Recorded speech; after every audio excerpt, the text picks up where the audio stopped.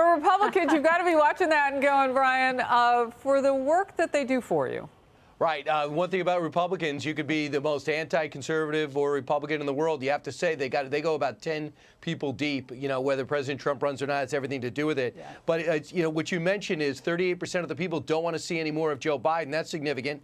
Also, the fact is his approval rating. We got him at 47% on Fox, but 538 of him is at 42. NBC has him at 42. And I also think it's significant that he's losing Latino votes. In April, he had 59% approval there. Now it's down to 48. 18 to 34 from 56 to 40.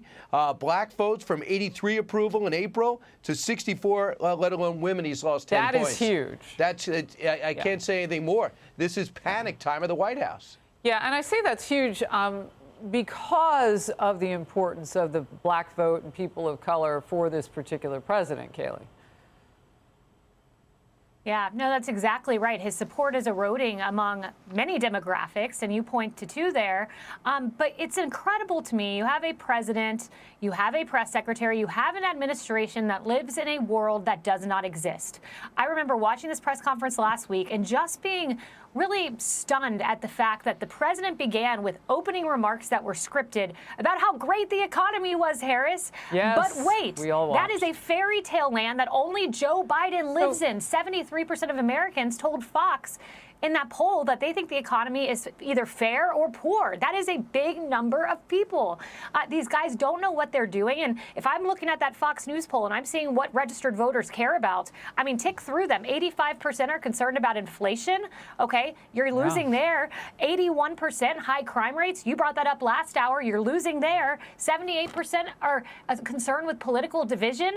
Well, you have a president who says be angry at the unvaccinated, and if you don't agree with me on voting rights, then you're a segregationist. I mean, issue by issue, they are just losing. Our country is losing. I'd be very concerned, but the White House is not, because Jen Psaki said just go have a margarita or go to kickboxing class if you're frustrated. I was just going to say, you brought that to us this morning. I had missed it, and I want to play it. So Kaylee said, yeah, let's go back to the White House lectern where she used to stand and see how the woman there now is doing. And here's Jen Psaki's advice for people who are frustrated with what's happening in America. My advice to everyone out there who's frustrated, sad, angry, pissed off, feel those emotions, go to a kickboxing class, have a margarita, do whatever you need to do this weekend, and then wake up on Monday morning. We got to keep fighting. Okay, so that was from the show The View, Kaylee. Her View is got some margaritas in it. Yeah, I've got some news for Jen Psaki. A lot of Americans can't afford those margaritas and kickboxing classes because I know it's a cozy life in the White House. You can just go over and get your food at a really good price there in the White House in the West Wing. But other Americans are going to the grocery store and are stunned when they see their prices doubling. So they live in that West Wing, but they need to get out and go out across the country because what people are feeling is hurt. Dagan. That's why, as I was saying, President Biden last week started blaming Jay Powell at the Federal Reserve or he punted inflation to him and said, oh, they're going to deal with it. When we talk about the dual mandate at the Federal Reserve, that's kind of a tell there. Either which way, this is going to end in a recession.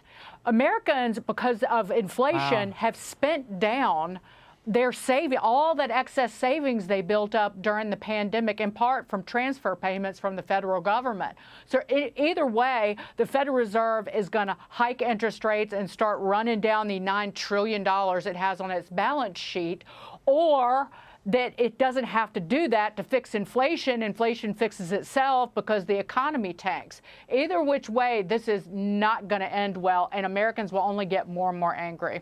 You know, I wonder what Biden could have done so differently. And why? Because he's still the guy in charge. So whatever he was doing that wasn't working, can he just stop? Dagan, real quick. He could have done nothing.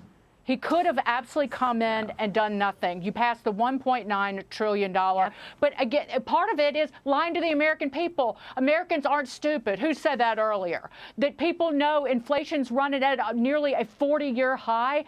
And they repeatedly, including Jen Psaki, looked at the American people and said, we need to pass a $5 trillion new welfare monstrosity to bring down inflation. So spending more money lowers inflation. Folks are not dumb. The people in the White House are, though. KT raised her hand because she was the one who first said it. Yeah. Okay. We've got to go. KT will hit you on the flip side.